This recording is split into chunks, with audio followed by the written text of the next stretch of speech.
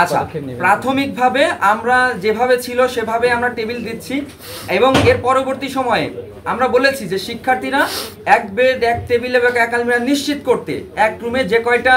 মানুষ রাখলে এটা সুন্দর হয় বা সুন্দরভাবে তারা থাকতে পারবে, বসবাস করতে পারবে, সেটা আমরা নিশ্চিত করব। আমাদের আপনারা জানেন যে হাজী মোহাম্মদ মহসিন হলে একটা 11 তলা বিল্ডিং এর বাজেট পাস হয়েছে, সেটি আসলে এই সংকটটা আরো বেশি মানে দূরীভূত হবে আর কি। এবং এই যে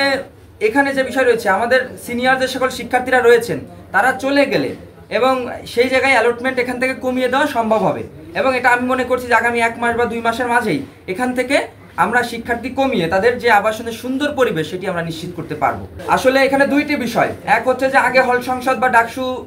নির্বাচিত কোনো প্রতিনিধি ছিল না, সো হল প্রশাসন বা বিশ্ববিদ্যালয়ের প্রশাসনের কাছে গেলে তাদের আমাদেরকে যে ভ্যালু এখন দিচ্ছে সেটি আমরা পূর্বে পাইনি। অর্থাৎ এখন আমরা নির্বাচিত প্রতিনিধি হিসেবে একটা কথা বললে সেটা যেভাবে অ্যাকসেপ্টেড হচ্ছে সেটা পূর্বে হয়নি বলেই পূর্বে আমরা পারিনি। তারপরেও আমরা আশাবাদী যে এখন যেহেতু নির্বাচিত প্রতিনিধি হিসেবে আমরা কথা বলতে পারছি